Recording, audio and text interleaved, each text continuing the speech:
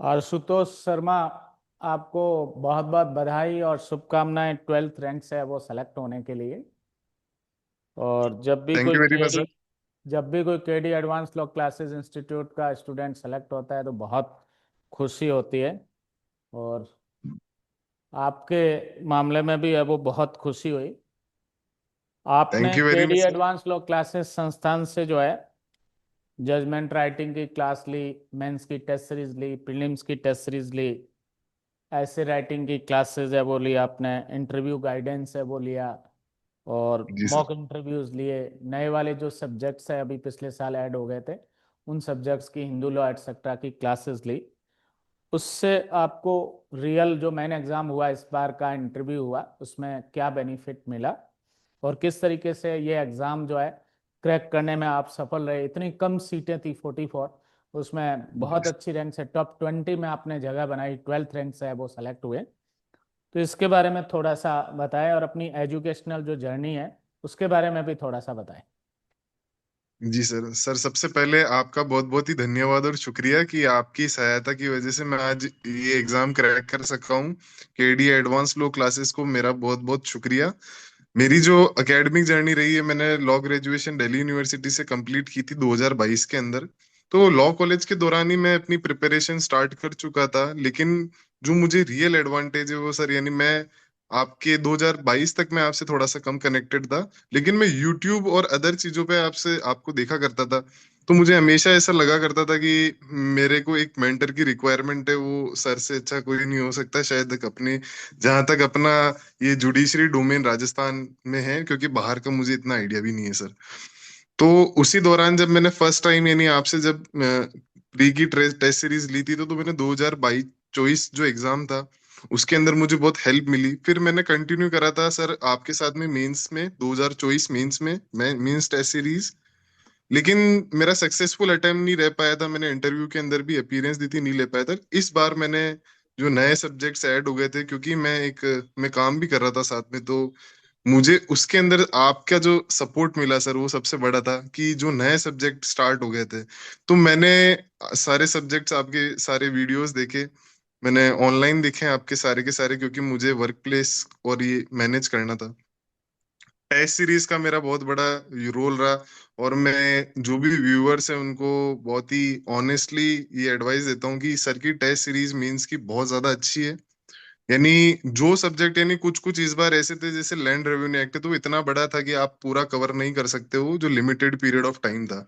तो सर की test series sufficient हो गई थी यानी मेंस के अंदर, यानी वहीं से डायरेक्टली क्वेश्चन आ गया था। यानी तो it was a very surprise for me and it was so helpful for many of the people. I am not saying for myself, but yani I am saying for all the people, either they are connected with this institute or not. I know each and everyone was working on the test series of the sir. तो it was very helpful, and finally दो interview classes जो थी वो बहुत ही helpful रही sir का, क्योंकि interview एक ऐसी चीज है, आप कभी सोच नहीं सकते वहां पे क्या क्वेश्चंस आएंगे, आप कितना भी कर लीजिए। तो सबसे इंपॉर्टेंट चीज जो होती है वो होती है कि आपका कॉन्फिडेंस बिल्डअप होना, आपका एक एटीट्यूड बिल्डअप होना। तो उसकी मेरे को बहुत ज्यादा हेल्प मिली सर की वजह से। तो thank you Harish very much sir sir ने जो अगेन। जीके की क्लासेस ली, राजस्थान जीके भी प्रिपेयर करवाया, जी और सर। मॉक इंटरव्यूज भी आपने दिए, तो ये जी सर। रियल इंटरव्यू में किस तरीके से उपयोगी साबित हुए आपके लिए?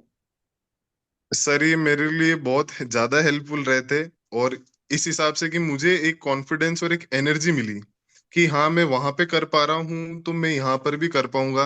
And no doubt sir, it is very reality कि क्वेश्चंस मैच होना इट्स लाइक मिरेकल। तो वो भी हुआ मेरे साथ में, तो I am very grateful for this यानी सर। बिल्कुल। और जो अगले साल के लिए तैयारी कर रहे हैं 2026-27 के लिए, आरजेएस के लिए, उनको क्या मैसेज देना चाहेंगे? किस तरीके से तैयारी करें वो लोग? एक 3 साल की जी सर। प्रैक्टिस वाला रूल भी है वो आ गया है, तो काफ़ी बच्चे डिमोरल भी हो रखे हैं, तो उनको किस तरीके से जी मोटिवेट सर। करना चाहेंगे? किस तरीके से वो अपनी तैयारी जारी रखें और आपकी तरह अगली भर्ती में वो भी फाइनल लिस्ट के अंदर एक जगह बना सकें? जी सर। तो इन सभी स्टूडेंट्स के लिए यानी मैं बहुत ही रॉ नेचर के अंदर इसका आंसर देना चाहूंगा कि यानी जो हमेशा एक चीज मुझे हेल्प रही चीजों को याद करने में, वो ये रही कि हर एक स्टूडेंट का लर्न करने का प्रोसेस बहुत डिफरेंट होता है।